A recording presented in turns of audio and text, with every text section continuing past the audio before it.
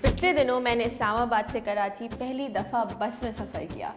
अब मुझे नहीं पता ये मुल्क में कितनी नॉर्मल बात है, लेकिन मेरे घर वालों के लिए, जिनको मैंने सरप्राइज़ दिया था, उनके लिए बहुत हैरानकुन था। बहरहाल 18 घंटे मैंने अकेले सफ़र तय किया और मुझे बहुत मज़ा आया। रात के वक्त बस का अड्डा ऐसा लग रहा था जैसे कोई इंडियन फिल्म का विलन का सीन हो। मतलब वही ठंड, टपकती छत, ग्रीस, ऑयल, बस ऐसा लग रहा था जैसे गुंडों की आने की कमी रह गई है। रास्ते में सक्खर का स्टेशन आया और मैं बहुत एक्साइटेड थी क्योंकि मैं सक्खर कभी नहीं गई हूँ, लेकिन मैं उस सड़े हुए बस के अड्डे को ही देखकर बहुत खुश हो गई थी।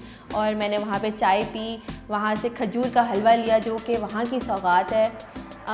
18 घंटे बाद अल्लाह अल्लाह करके मैं कराची पहुँची, और जब मैं कराची पहुँची तो वहाँ की क्वेटा की हवाओं ने और धूल, मिट्टी, धुएँ, शोर ने मेरा एक ज़बरदस्त सा वेलकम किया। बड़ा मज़ा आया, बिल्कुल लगा that I am definitely at home. बहरहाल महकमा मौसमियात जो भी कह ले, हम कराची वालों को तो दबा के सर्दी लगी है। वैसे कराची की सर्दी किसी फेस्टिवल से कम नहीं होती, और इसी सर्दी को सेलिब्रेट करने के लिए लोग किमाड़ी फ़िश मार्केट जाते हैं, जहाँ पे वो ताज़ा ताज़ा झींगे का प्रॉन मसाला और फ़िश कढ़ाई जैसी चीज़ें खाते हैं।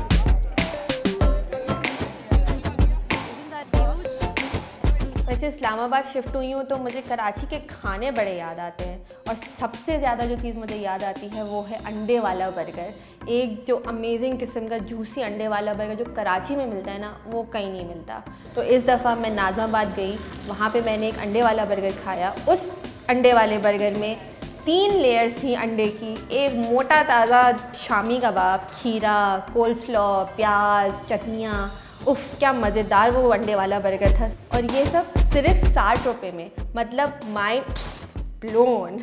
वैसे कराची की कदर तो मुझे इस्लामाबाद आकर ही हुई है, और इस दफ़ा जब मैंने कराची का चक्कर लगाया तो मैं बिल्कुल एक टूरिस्ट की तरह एक्ट कर रही थी। मतलब हर जगह की हर मामूली से मामूली, बोरिंग से बोरिंग मोमेंट को मैं कैमरे में कैप्चर करने की कोशिश कर रही थी। जब इस दफ़ा मैं कायदम के मज़ार के पास से गुजरी तो मैं इतनी एक्साइटेड हो गई।